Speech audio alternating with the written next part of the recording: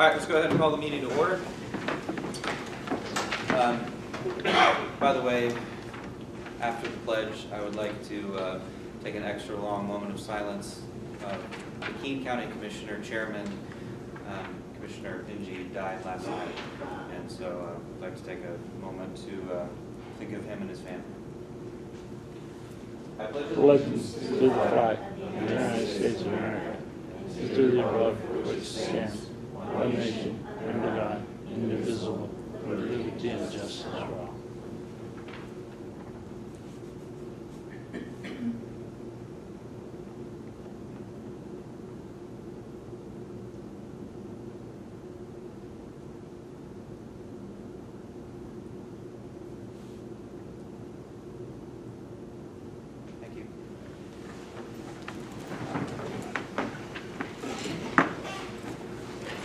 Welcome to the Commissioners' meeting. This meeting is being recorded, and as part of now is being recorded, and will be part of public record.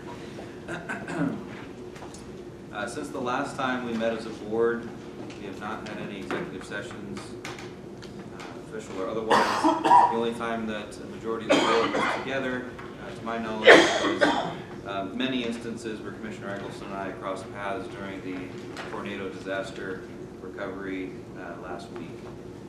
No official business, of course, was conducted beyond setting times for cleanup and that sort of thing. Did I miss anything? Any correspondence? The only thing I was going to note is that Planning and Zoning had me send a letter to the PADEP regarding the closure of the Rudderville landfill. It basically memorializes the discussion that we had with the Pennsylvania Department of Environmental Protection maybe a month ago, and outlines what we believe we need to do in order to see the thing closed. At the same time, I'm sure the other commissioners as well have gotten emails from Mr. Russell Payne from Carroll, New York, who is very concerned about a landfill that they're considering permitting up there that flows into a tributary that goes into the Conewango. Therefore, he's been keeping us in the loop and raising concerns about the environmental issues that could arise from having such a thing. Any other correspondence? Very good. Public hearing. We do have a public hearing today. And this morning, I'm sorry? We're really supposed to start that before we start any other business. Those are more or less announcements. The public hearing. We'll now open with the public hearing, and for a presentation regarding procurement policy for federal funds, I'd like to turn it over to Glenn Dunlop from Planning and Zoning. Thank you very much. Recently, we were requested by DCED via HUD to update our procurement policy as it relates exclusively to the expenditure of federal funds. So that would be grant funds that I expend or any other departments. They basically have relaxed the outline with the expenditure amounts, what is the word I'm looking for? The amounts that you can spend without having to formally advertise. Previously, anything under 100,000, we did not have to get formal quotes for, written, advertise, etc. They've raised that threshold to 150,000. HUD has also added a category for federal purchases called micro purchases, which are up to $3,000.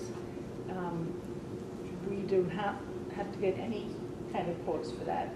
We do need to make sure that it's a reasonable expense, but we don't have to get written quotes or advertise for those as long as we deem them reasonable. Then anything after 150,000, then we have to do formal bidding, quotes, etc. If we do any construction contracts, they still have to be formally bid, even if they're over $2,000. So basically, they relaxed the rules a little bit on what we have to advertise, which does help. As far as the CDBG program goes, it's very rare that we buy any kind of supplies or anything with this money. I think I've used it for a computer once, so won't apply to my program too much. Are there any questions? Comments? suggestions. How Take much, a show. how much is gonna be available to the municipalities in the county? Usually every year we get about 270,000. We set aside 50 for program administration, which includes by time, verdict time, Yeah. advertising, et cetera. About 220,000 usually every year. Okay, I gotta use. Thank you very much. No Thank you. comments, and that's the end of the public hearing. No other questions? Very good. Could I have a motion to adjourn the public hearing? So moved. Second. All those in favor? Aye. Adjourned. Thank you very much. The first order of business, I believe, is the acceptance of the procurement policy. We'll get to in a minute. Additionally, we will be looking at an agreement, an addendum to the agreement with the school district regarding the school resource officer, which I'll call on the sheriff to talk to us about, and then we'll turn it over to the chief clerk to explain the bids for the jail elevator, the courthouse elevator, and the Slate roof repair. And then the solicitor for an agreement regarding the Scandia emergency radio tower system. The GIS agreement is not something that we're going to be discussing today. And then really the phase 2 is just an announcement that we signed the acceptance of the phase 2 EIP grant at another meeting. Anything else that needs to be on the agenda? Hearing none, do I hear any amendments that need to be made to the minutes?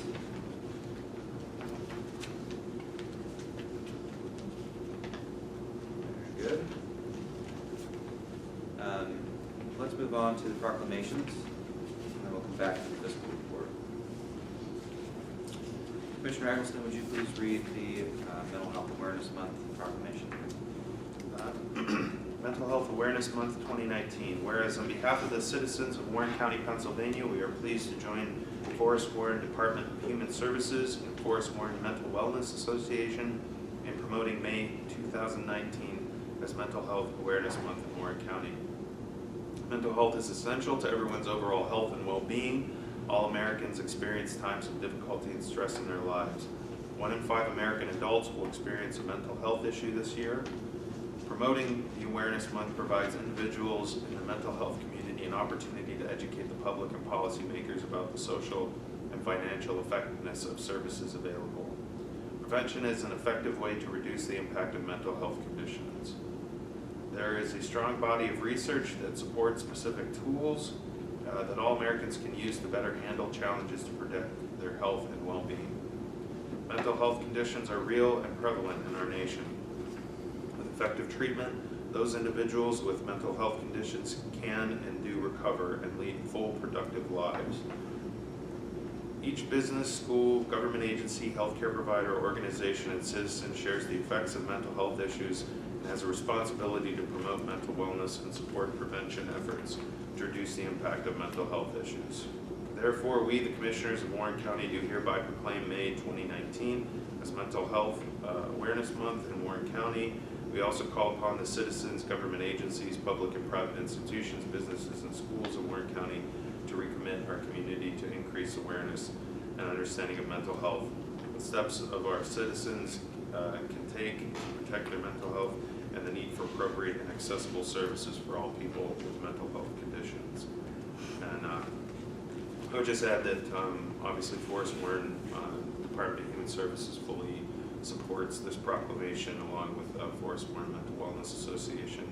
They have a variety of events that are being planned for May to celebrate the month, and it's just something that the more we can do to promote and to have a discussion about, get people talking about mental health, understanding what it means to be to have mental health issues or to find services that address whatever issues you may have. It's really important to break the stigma related to it and for people to address it. So that's it. Very good. Commissioner Morrison, did you have anything to add? For my part, I did want to highlight, this reminds me of the travesty, frankly, of closing the state hospital forensic unit and the impact that that's had on the community.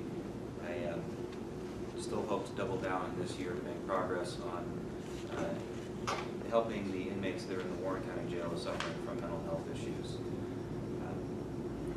We've talked about having a hearing here, and Representative Rapp, who's the chair of the Health Committee, has talked about having a hearing of the Health Committee here in Warren to discuss this very issue. So I'm looking forward to having that probably in the month of May, so be on the lookout for more information. Commissioner Morrison, would you please read the Apraxia? Apraxia of Speech Awareness Month. Childhood apraxia of speech, or CAS, causes children to have extreme difficulty planning and producing the precise, highly refined, and specific series of movements of the tongue, lips, jaw, and palate that are necessary for the production of proper speech.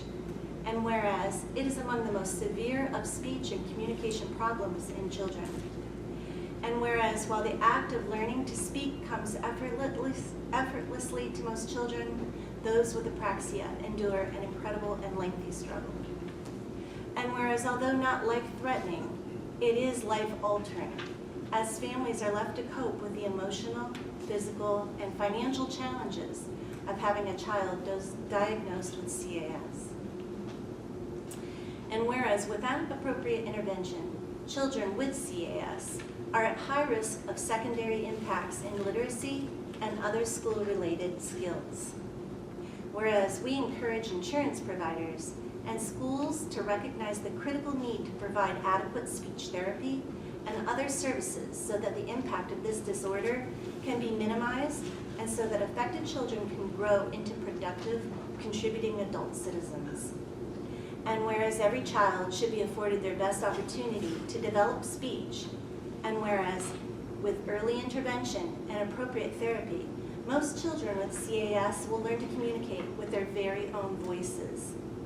And whereas these children, as well as their families, deserve our highest respect for their effort, determination, and resilience in the face of such obstacles. And whereas today, we want to recognize the Childhood Apraxia of Speech Association of North America, otherwise known as CASANA, whose mission is to strengthen the support system in the lives of children with apraxia through information and support related to CAS on its website, www.apraxia-kids.org.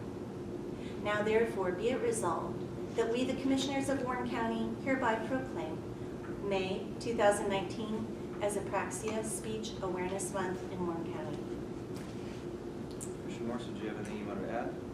Well, just becoming a brand new grandmother for the first time, I can honestly say that having Awareness Month for apraxia and any other childhood-related disorders or diseases certainly is beneficial to bring awareness and to hope to fight the causes of those and to help with our children and youth and our Human Services Department to give them the ammunition that they need to help fight these diseases and help our children to succeed in life. So I really am appreciative of the fact that we do these proclamations to bring awareness to such things. Thank you. Commissioner Edelson? I agree wholeheartedly. Okay. This proclamation was brought to us first last year and sponsored by me due to the Hammerbeck family. Last year, after we passed this proclamation, we sent a copy of the proclamation to the Hammerbeck's boy who suffers from apraxia, and the picture that he sent back, if you haven't seen it, you should see it. It's just, he just has such genuine joy. It's awesome to see. So I'm happy that we're able to pass this a second time, and hoping to have a similar picture this year. Why don't we do the citations, then we'll go back to the fiscal report. There were so many people that stepped up to help with the cleanup and the management of the tornado disaster that swept through the county last week. This being our first commissioners meeting since the tornado, I wanted to publicly thank, starting with our employees. We just wanted to start by thanking those that managed the incident from emergency management, 911 and such. There will be many thank yous and perhaps some more citations coming for organizations that stepped up and people that stepped up to help with the cleanup.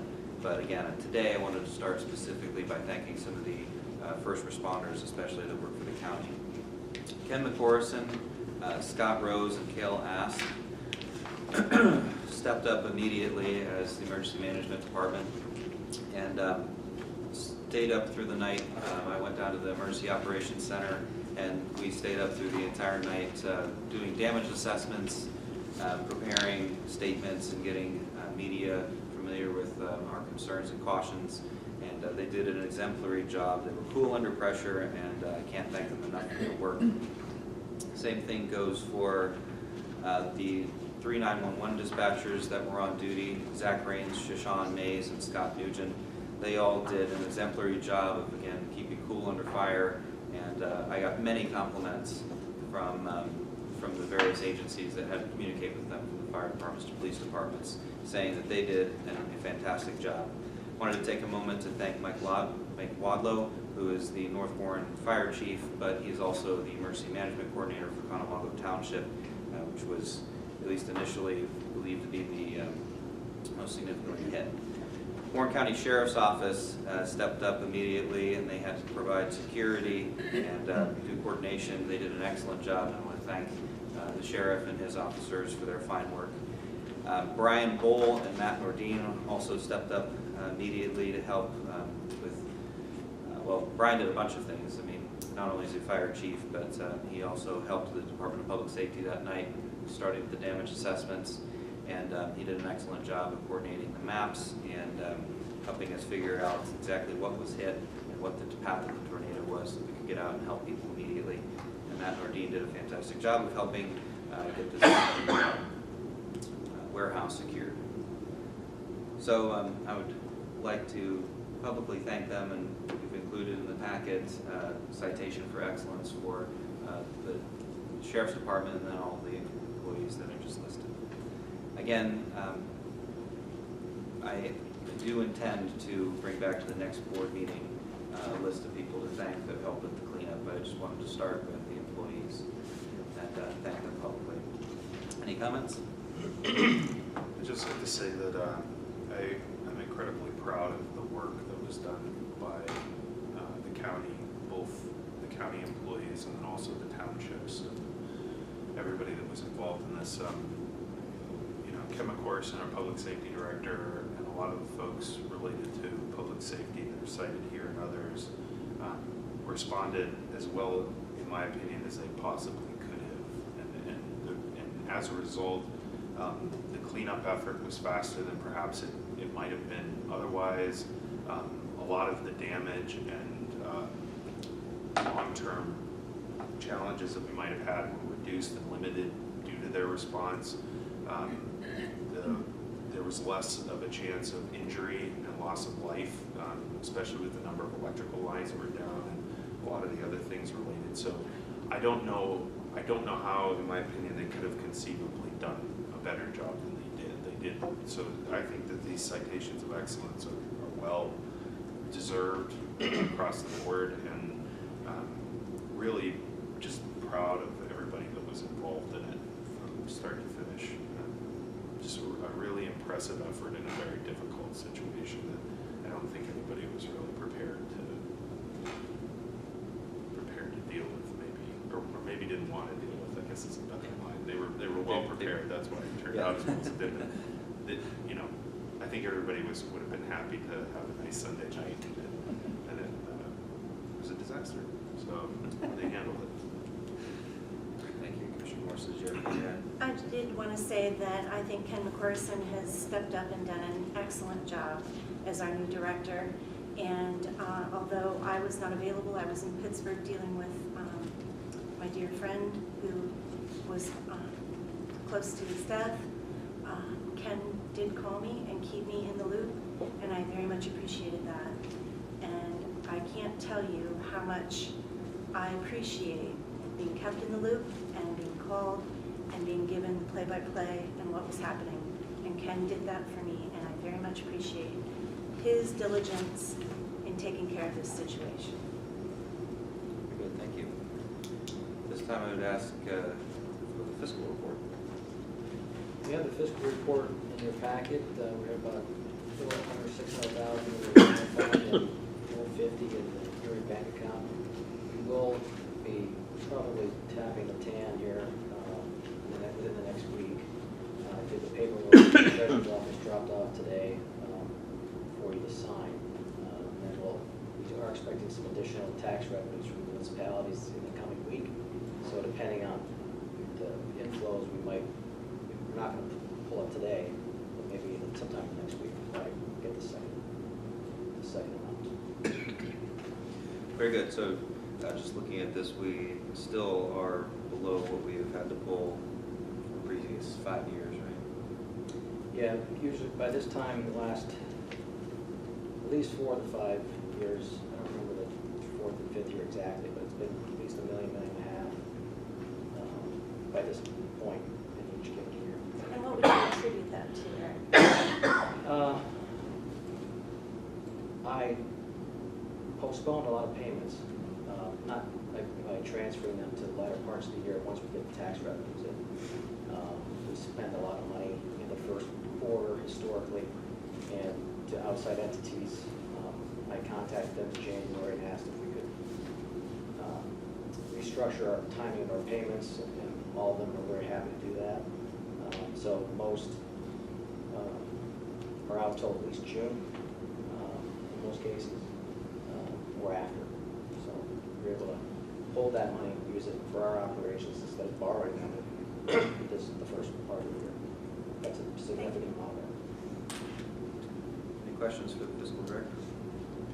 Just like to thank the fiscal office for their efforts in order to reduce our dependence on the TAN and thereby reducing the amount of interest we accrue and other things. So thank you for the work.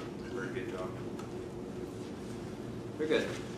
I would ask for a motion to approve the agenda, the minutes from May 10th. The fiscal report is presented, the proclamations as read, and citations. So moved. Second. Motion is made and seconded. Any discussion from the board? Any public comment? Mr. Scully. A long time ago, I made a little humorous comment. I asked if all of you owned a dictionary and you could look up the word teamwork. The tornado proved that teamwork happens in Warren County, and it was proven in my own township between our fire department and our employees, and it was proven out in Conowongo. Teamwork is the victory to success. Thank you. Thank you. Any other public comment?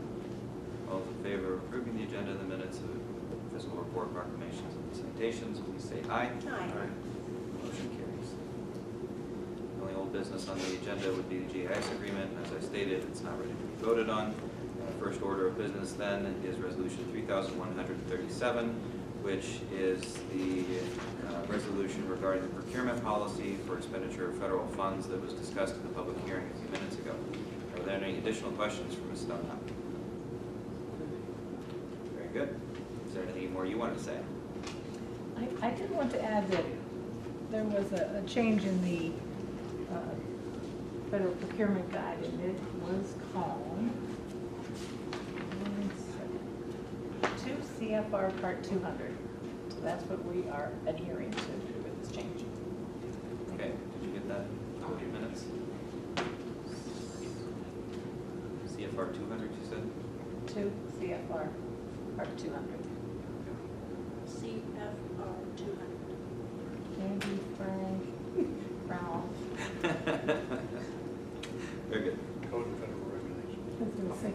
Yes, Is it's that code of motion to approve the federal resolution? regulations. So moved. Oh. I'll second. Motion is made and seconded to adopt the resolution. Is there any other comment from the board or discussion? Any more public comment? All those in favor of approving resolution 3137, please state aye. Aye. Motion carries. Thank you very much. Thank you. Next on the agenda is the School Resource Officer Addendum. We have had the SRO program run through the Sheriff's Office in the Warren County Schools now for 2 years, I think. And the Sheriff is here to tell us about some of the successes of that program and why it's important for us to adopt this addendum. The School Resource Officer Program is a joint effort between the county, the Sheriff's Office, the District Attorney, and the school district. We're finishing our second year of being in the school. As of right now, we have 3 deputies who are trained as basic school resource officers, 2 are advanced school resource officers, and 2 of them have attended the adolescent mental health portion that the National School Resource Officers have put on. They've also been certified as ALICE instructors, which was beneficial for not only the schools, but also for the county. If you recall, a few years back, we went through and trained all the courthouse employees on the ALICE program. The program has, to me, has been, and the comments that I've heard from the superintendent, has been very successful. The SROs are accepted. When this school year started, it was like they were part of the staff. They were supposed to be there. We still have our incidents here or there. I don't think you're ever going to curb that 100%, but the kids have accepted them. They have a good working relationship with the kids. What was really satisfying was there's a group up there, alternate education. These are the kids who are brought in and who have had issues in the schools, and they have built an excellent rapport with them.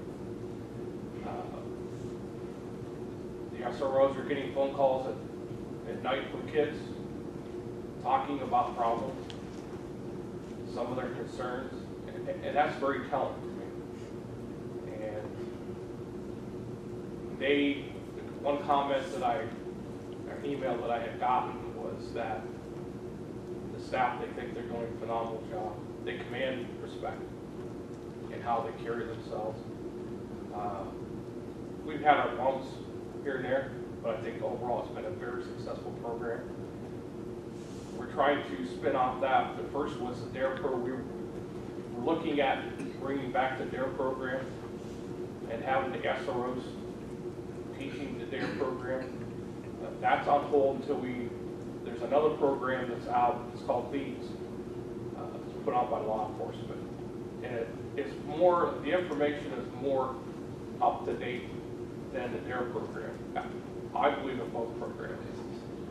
But they all deal with the drug and alcohol situation, peer pressure, bullying, and that's something I really want them to focus on is the bullying. I mean, we get complaints all the time here and there about bullying, so I think it would be worthwhile. The one thing that I want to do is if we go with the DARE or whatever program we go to, I think the other schools such as Tidiu and the Christian school, they need to be inclusive in that. We're coordinating with Chief Deppen and his staff so that we're all on the same page. Because the city officers are doing Beatty, and we want to make sure that it's seamless, that we're all teaching the same thing. Our goals are all the same. So, and I think we're getting good. Thank you, Sheriff. The substantive changes to this agreement extends the life of the agreement to 3 years and increases the rates somewhat for the daily rate that the Sheriff's Office charges the school district. It changes it adjusts the hourly rate for the full-time and part-time employees in lieu of the daily vehicle, the monthly vehicle fee. All right. Are there any questions for the Sheriff or Fiscal or the Solicitor? The Solicitor has reviewed this and as has Fiscal, so I believe we're ready to go. I hear a motion to accept the addendum. So moved. I'll second. Motion is made and seconded to accept the addendum for the SRO agreement. Is there any comment amongst the board? Hearing no discussion. Is there any public comment about this agreement? Mr. Scully. I know they have 3 officers that traveled these schools. Is there any chance of that number 3 being increased so that a school resource officer is more present in schools rather than maybe a couple hours a day? I would love to see a resource officer in every school for the 8-hour period of education. That it would help the presence of a law enforcement officer walking the halls at his leisure or the principal's leisure shows the students that the resource officer is present for any situation occurred, rather than if the resource officer says in Sheffield and he's called up to Warren Area High or Eisenhower, that the time travel would be reduced and we'd have the resource officer right there at the moment. Sure, well, I have a quick financial answer, and then I believe the sheriff will want to weigh in. The way we've structured this deal with the school district is such that the county does not lose or gain any money. Yeah. We're not making any money off of the school district. Our hourly timesheets are turned in and we bill them. It nets out almost exactly. So if the school district is interested in putting more additional resources into the agreement, then I believe we've structured it in such a way that that can happen. I would hope it would, and I hope they get the message that it was suggested that the resource officers is increased for the safety of the students. And I can't compliment them enough. I know what they do because I have family that's teachers, and they're very proud to see the resource officer in the educational system. Sure. The superintendent and I, we have had a conversation. We did have a conversation one time about 3 SROs, one for the Warren campus, one for Eisenhower, and one for Sheffield. That may come in time. And Josh, can we go off the record just for a second? Not Being official. recorded. All right. Well, pretty much what we've done is we have one SRO that is assigned for the Warren campus, which would be the high school, the elementary school, and the career center.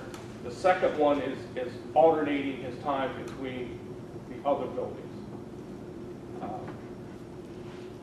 Of course, Warren being the largest school, that gets a lot of attention. So we do try to, they get out to Youngsville, and the city police pretty much, we still go to Beatty, but we also work with the Board City and the Youngsville Police Department to make sure they're aware of what's going on. Thank you. Thank you. There's no other discussion or public comment regarding Mrs. Athena. I would like to just say that I work in the school system as a mental health therapist, and I have seen your officers in the school interacting with kids, and I would absolutely agree. The kids seem extremely comfortable with them.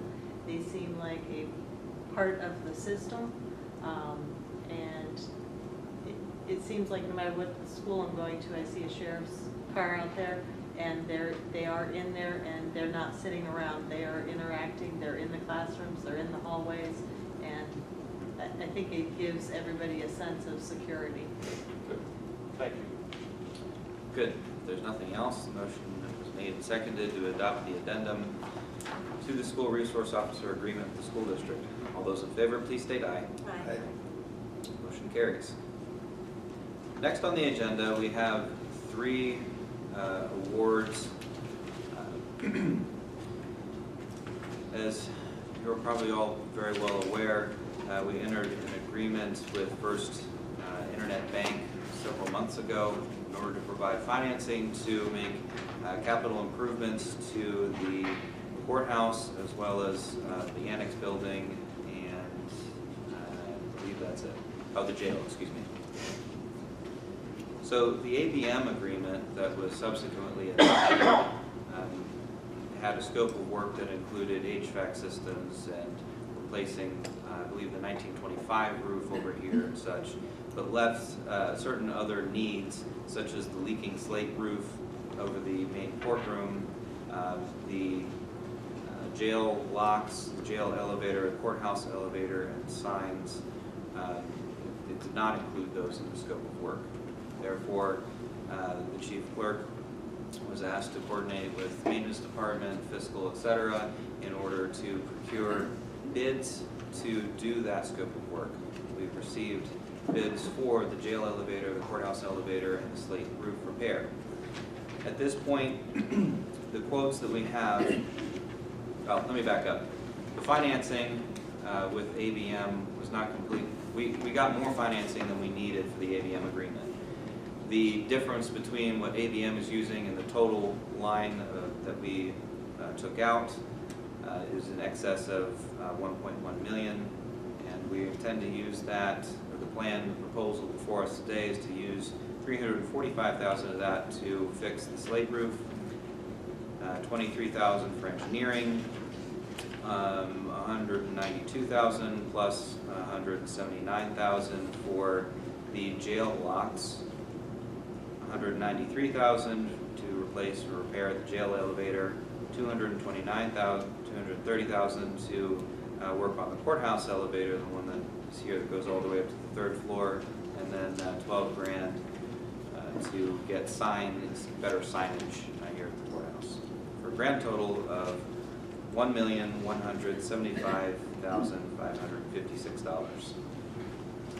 3 bids that are before us today were opened at a recent work session.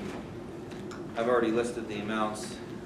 The jail elevator modernization was $193,000, and that is for Fred Burns. Yes. Fred Burns also for the courthouse elevator modernization, which comes to $229,750. And then Durable Slate Company was the lowest bidder on the slate roof repair. That's $345,150. Any questions?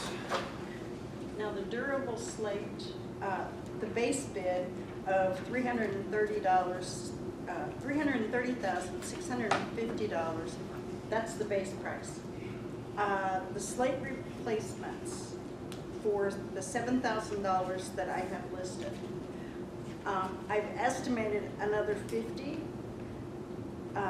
just so that we could get a figure for the bank. It's $140 per slate, over 50. So if they only do 50, we're not going to have to pay an extra 7. Same way with the replacement of the deteriorated wood deck. It's $75 per square foot. I estimated 100 square foot. Until they get into the project, we won't know what that is. Yes. So anything that comes in above and beyond that, we would need to take out capital improvement.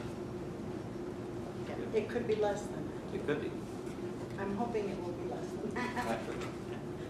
Very good. If there's no questions from the commissioners, the chief clerk or me, I would ask for a motion to award the 3 bids as presented. Make a motion to award the 3 bids as presented. Do you hear a second? Very well. I will second. Motion is made and second. Discussion from the board. Commissioner Eggleston? So all 3 of these bids have elements that could possibly not be utilized because they're replacing parts of this building. Some of these have been estimated. If they need to be replaced, then it won't be until they get in and work on them, to my understanding, that they're going to know for sure. In some cases, the jail elevator absolutely needs to be done. This is something that's been talked about for 3 or 4 years at least now. If that elevator fails, that would create major problems in the prison. And so, and we've gone, I don't know how we could have done a more thorough process to try to find bidders to try to make sure that all the work that was needed to be done is done. So that's pretty much it. The courthouse elevator, this is something that essentially is outside of the scope of what, to some degree, we originally had discussed.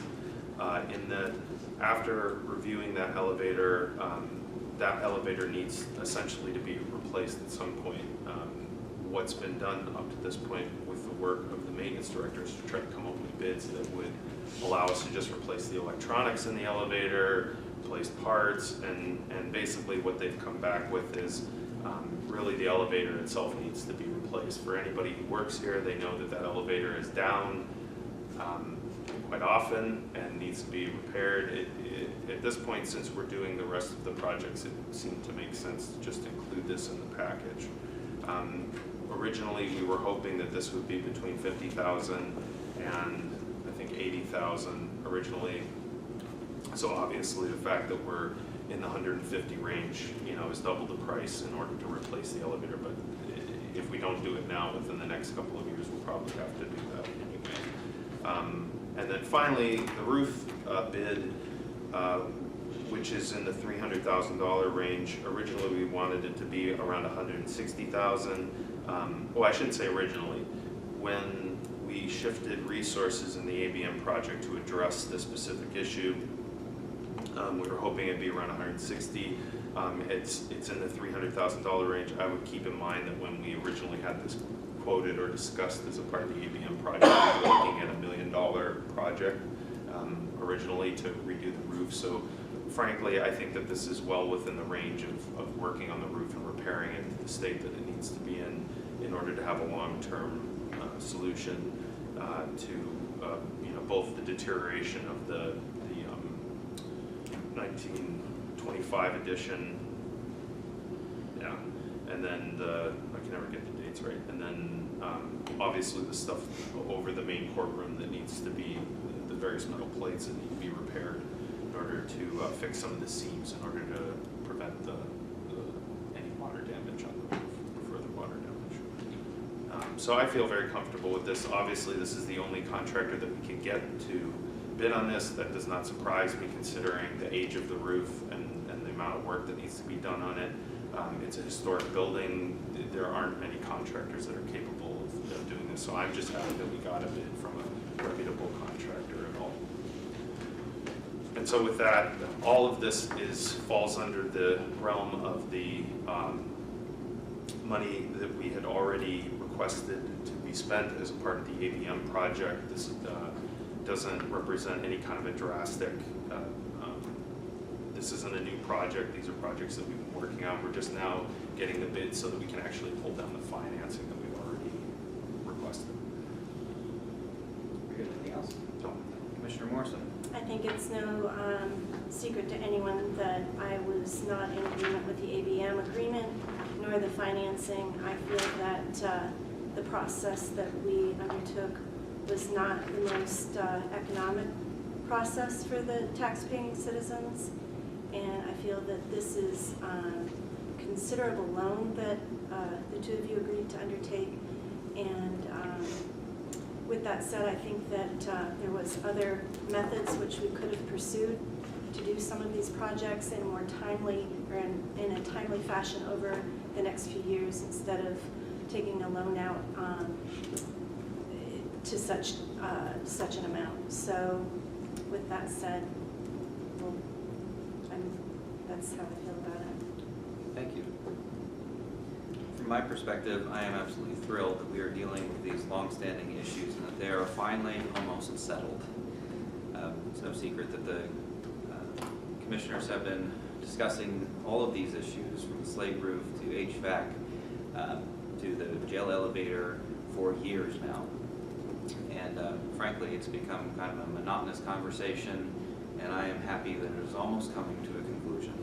We have stopped kicking the can down the road, and I want to thank Commissioner Eggleston. I have to say, when he's decided to exclude the roof from the ABM proposal, I was disgruntled because I didn't think it was going to get done. But thanks to Commissioner Eggleston and Chief Clerk Pam Maffey, it's getting done. And I'm very grateful for that, and it's coming in significantly under what I thought it was going to cost. So hats off to you. I was wrong, you were right. Thank you. I would like to say just one more you have the thing. camera. Well, I'm not quite. I think that this was the most fiscally responsible way to deal with this, rather than dealing in an emergency situation. Well, actually, we're almost in an emergency situation. The roof is literally leaking into the courtroom. So, yeah, I guess the timing is just perfect. I think that this is a fiscally responsible way to deal with longstanding issues, and I'm proud of our staff for having driven this to completion. Commissioner Morrison, you had something more to add? Well, we were debt-free a matter of months ago, and then we undertook this huge amount of debt. So I do feel that there was another process that we could have traveled to correct these measures that we're facing. Some of the projects, such as the roof, the HVAC, and the elevator in the jail, and I just believe that there was another process we could have taken without undertaking the national company's agreement and the huge amount of debt that we took on the taxpayers' back. I'm sorry, I am confused as to exactly what specifically you mean. We could have taken each project solely on its own value and put that out to bid, and then taken out loans for each project as it came up, as it arose. There was really no need to take out such a considerable amount of debt and take on all these projects at once, in my opinion. I think that the volume that we were able to go at it all at once enabled the interest rate to be favorable. If we had gone out to bid if we had gone out to bid for the financing component for each one of these, it certainly would have cost more money. Well, we wouldn't know that because we didn't do it that way. So, Can I Certainly, Commissioner. respond for a moment? So, first of all, and it seems like this is going to be another one of those things that we're going to be going over every 3 months. So in order to get the savings on the energy, we had to do everything at once. So about 55%, 60% of this is paid for with energy savings over the next 15 years. That's revenue neutral. So because we do all of the HVAC, because we do all the electricity, because we do the water, because we do everything, there's a huge energy savings to the county that pays for the debt. Okay. What's left over is this stuff and some of these other things that we are borrowing on. The payment that we're going to make is going to be roughly $150,000 a year, which is what we currently spend a year replacing each one of these individual pieces, and that's about the ceiling of what we can spend. Anything beyond that, we have to take from the other departments and the other services that are provided. So this is as revenue neutral as you're going to get, period. And if we had taken this piecemeal over a period of time, we would have spent way more in debt. And we are not debt-free. The county has debts. There are debts that we pay on a regular basis, so the county has not been debt-free. I don't know when it was debt-free. we were debt-free when we paid off the bond debt. There are other debts that we have. Of course there are, but those are covered. In order to be debt-free, from my perspective, you have to have no debts. So Well, maybe that's a You don't definition take out a issue. loan to So- this extent. So the other thing that I just want to highlight related to this roof situation is because this is something, and I appreciate Commissioner Catherland's statement. This is something that this is not something that we've sat on. I've had different people in the community believe now that we haven't addressed the roof and all this other stuff. I initiated the feasibility study that looked at the roof, that put together the comprehensive plan that we are now initiating in order to fix the roof. Commissioner Morrison did not support that, felt that the $40,000 that we spent to do the extensive feasibility study was not appropriate, or that it was a waste of money, or that we could have done it ourselves. And I would say too that at no time during this entire process have I seen one single written proposal for any of this stuff that Commissioner Morrison is discussing. I would be happy at this Please point. don't take proposals, I haven't seen one from you as well.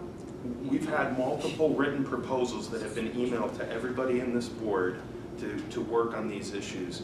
And I guess what I'm asking is, I will ask this again, I've asked this repeatedly, is that if there is a comprehensive big problem that we have to tackle here, is to ask the other members of the board that if they have a plan to tackle that maybe contradicts plans that the others have, is to please write it down and provide it to the other members of the board in order so that they can review it and then do something with it. Because what's happened is we come to these meetings and then we have to have an argument the day that we're voting on something because no one's reviewed anything that's in any of these proposals. I was just given this. So the bids were open in a public meeting? Yes, I At this- reviewed them. Okay, and which does bring us back to the bids, which is what we're actually voting on today. So, we will now end the debate as it pertains to the overall ABM contract. Are there any more questions from the board that are specific to bids? Hearing none, I will open it up for public discussion pertaining to the bids. Mr. Scully. As you well know, you've heard me more than once say that the jail elevator is an important project for the safety of our sheriff's department. And you know I've brought up many a time the roof and the water leaking into your main courtroom. I compliment you two for doing it. I know it's expensive, but now the safety of the employees of the courthouse and the repair of the roof, again, highly recommend, and I compliment you for your effort you put forth. About time we get it done. Thank Let's you, Mr. move Scully. on. I agree with you. We do need that work done. We absolutely do. And we need to move on. Okay. It's expensive, but it's not gonna be any cheaper next year, and it's gonna leak more and malfunction more, so it's time to stop the train and let's do the I repair would work. describe Thank this you. as a shell game at its finest. Okay, thank you. Any other public comments? I'd like to hear why it's a shell game. Only if it pertains to the vote on the bids. Let's move on. All right. Thank you very much. If there's nothing else, I would call a voice vote, roll call vote rather, I meant, on the motion before us, which is to accept the 3 bids that are before us. Commissioner Eggleston, aye or nay? Aye. Commissioner Morrison, aye or nay? Abstain. On what grounds are you going to abstain? I voted no on the financing, and I voted no on the ABM project. I guess I'll vote no. I'll change that. I'll Thank vote you. no. No? And then for myself, I'm an aye. Motion carries. All right, next on the agenda, a radio tower consent agreement. We discussed this somewhat at the work session, but I don't believe the other commissioners were able to hear me out on it. This is kind of an emergency agreement that happily we were able to pull together before this meeting. As you know, one of the 911 dispatch towers that is in Scandia was leveled as a result of the tornado. And the Commonwealth of Pennsylvania, namely the State Police Radio Communications Division, found a tower that is nearby our existing tower, and they are willing and allowing us to put our EMS and fire radio dispatch communications on that tower. I think more accurate is more like a monopole. Anyway, that is the Commonwealth of Pennsylvania, leases this space from Robert Longino, who is an Ohio resident who owns the property, I believe has a camp on the property, if I'm not mistaken. Yes. He is willing to enter into an agreement with us to put what kind of looks like a meat locker, a big steel structure on his property in order for our radio equipment to go in it. Now, this is important because right now there are dead spots in the Scandia-Russell area due to the fact that we don't have our radio system up there. So emergency responders can communicate with each other, but they can't really effectively communicate back to dispatch. It's very spotty. It means that in emergency situations they may have to drive to a different area in order to get better coverage. Whereas putting our assets on this tower would enable communications back the way they were. Now, I don't want to conflate this issue with moving to the new Motorola system through Pennsylvania State Police. This is essentially an old tower from PSP's old system. So it doesn't really have much directly to do with that, except that since we are already working on a daily basis with PSP and Motorola, and more specifically their subcontractor, the Capillary Communications, that's why this was able to happen so fast. Ken McCorson actually called the state, and frankly, before he even got the question out, the state and CAC were able to say, we've got a solution for you. It's this tower. Here's the identifying number. It's 2 miles away. You can put your assets on it. So they have been fantastic partners, and we will need to keep this stuff on the tower even beyond cutting over to Motorola, because we will still be doing the dispatch to fire and EMS from our existing system for a period of time. So even once the communications for everybody else moves on to the new system, we will still need to maintain this tower at least for a period of time. And since we don't know what that period of time is, we approached Mr. Longino to put, again, this steel structure. Essentially, all we need to do is scrape out an area, throw gravel down, and then we're going to bring in a decommissioned state police unit, which we will place there on the ground and run our equipment up the tower from there. So you'll see on this attachment, no, did you all get this? Okay. You'll see the tower is down here in the southern part. And on my copy, I've marked a little dot on where exactly we'll be putting our assets. So I want to thank, first of all, the public safety staff for working on this so quickly to get the radio communications back up. Looks like something that would have taken weeks, if not months, in order to get the existing tower back up is now just going to go into another asset that it would have taken a lot longer if we had to replace it all ourselves. I want to thank the solicitor for the quick turnaround on creating this consent agreement. And again, thank you to Capital Area Communications and the state, the Commonwealth of Pennsylvania, for accommodating us so quickly. The agreement before you was drafted by the solicitor. Solicitor, do you have any comments that you wanted to make about it? Yeah, briefly, I'll just give a quick explanation, and then I have a question for you based on what you provided.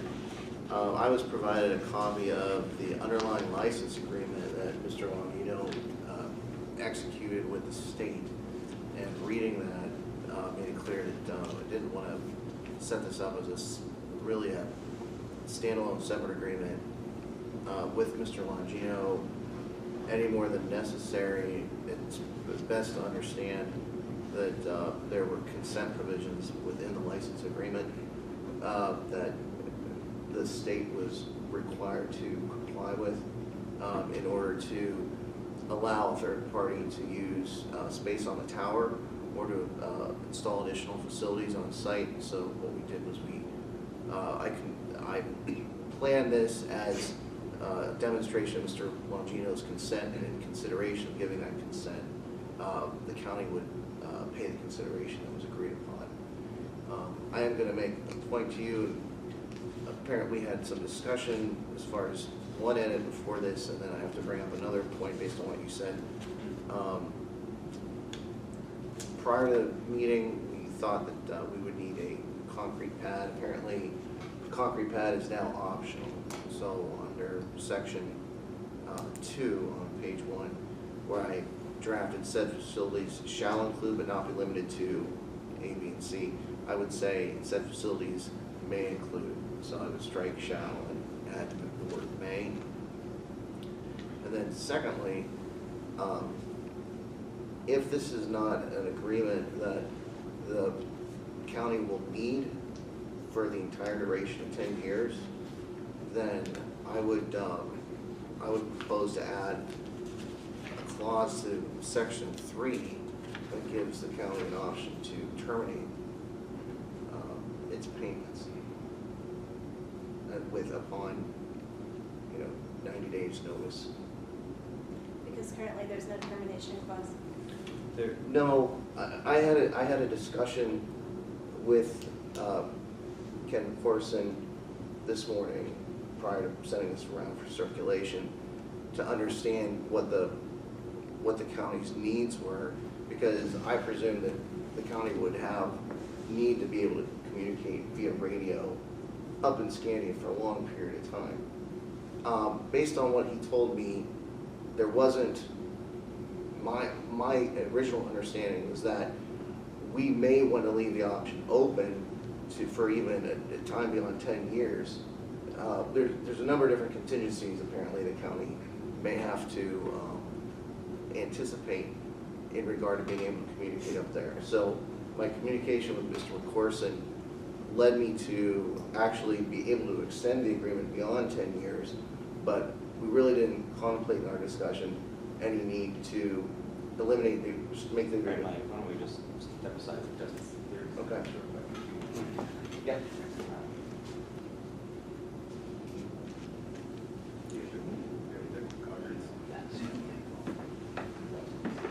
Well, yeah, okay.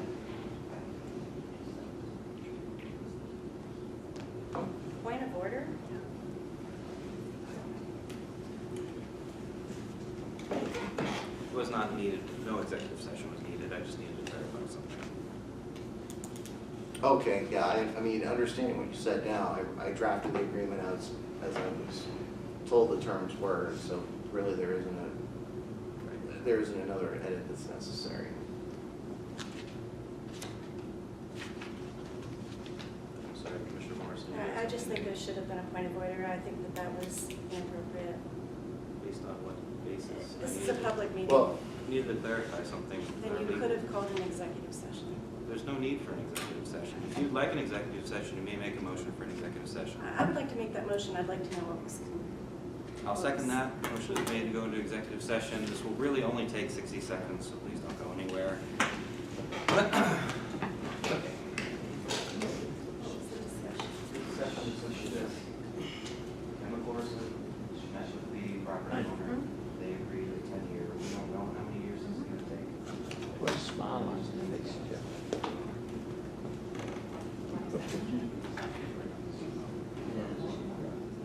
It is. It's a 10-year agreement. Okay, then there's no exit clause. It was necessary. I have one question. Are we actually getting the tower and scanned it or fell down? Thinking, because that's right by their fire. Hmm? I'm just gonna ask. well,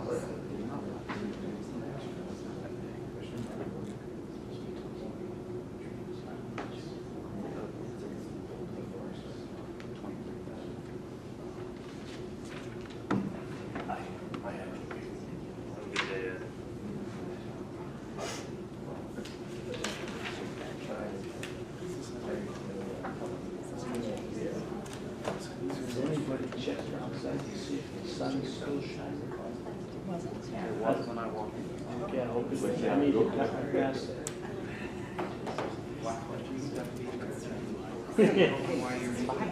Out of executive session.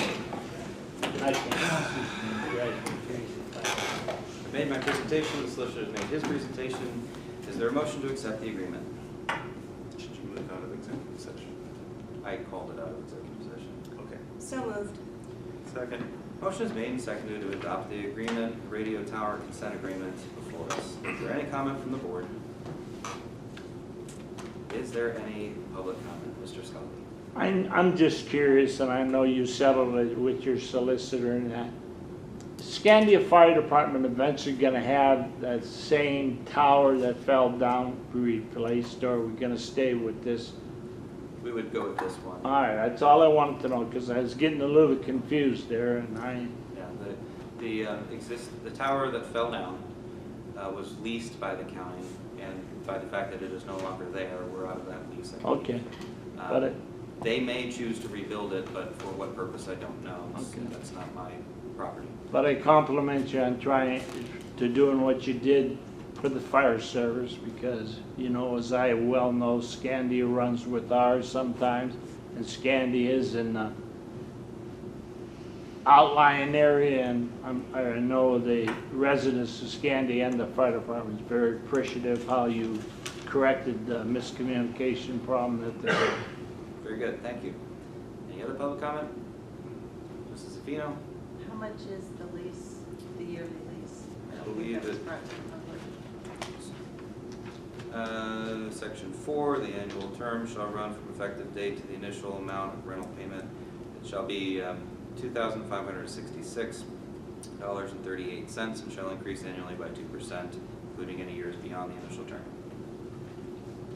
Which, by the way, is the same amount that we paid the previous tower. Anything else? Then all those in favor of the radio tower consent agreement before us, please state aye. Aye. Aye.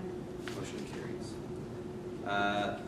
The next is simply an announcement of approval of the financing for Phase 2 projects. We signed, at least I signed that at the meeting on Monday, and Commissioner Eggleston came in and also signed it. So this is more or less an announcement that we accepted the proposal from the DCED for Phase 2 EIP. Anything else that needs to be added? Very good. All right, the last thing on the agenda is the personnel transaction report. Did we since- forget one? The GIS GIS, agreement? I It's announced tabled. that it's, Table? yeah, it's not prepared yet. All right, lastly is the personnel transaction report. Mike Walters has been promoted to Chief Deputy of Adult Probation at an annual rate of $52,132.92. And Fran Hanlon left the same position effective on the 18th. Do I hear a motion to ratify the personnel transaction report? Second. Motion made and seconded. Discussion. All those in favor, please state aye. Aye. Motion carries. Let's see. Commissioner comments. Commissioner Eggleston, anything? No. Commissioner Morrison? No. All right, for myself, I do want to alert you that we need to have a walkthrough on record storage in the near future. We approved through ABM some spaces within the courthouse that we thought would be good for record storage, and now they need, just something that's already passed, so I don't think that it needs to be something that's deliberated about in a public meeting per se, but at some point I need at least one other commissioner to walk around with me and give opinions on where we could put record storage, particularly since the property, the warehouse where much of our paper copies are being stored is currently getting wet. And I wanted to thank the Domestic Relations Office and all the offices that contributed to the Easter egg hunt. And I also wanted to congratulate in our public meeting Connie Snyder for being awarded the Permanency Professionalism Recognition Award. If there's nothing else, ask for a motion to adjourn. So moved. Second.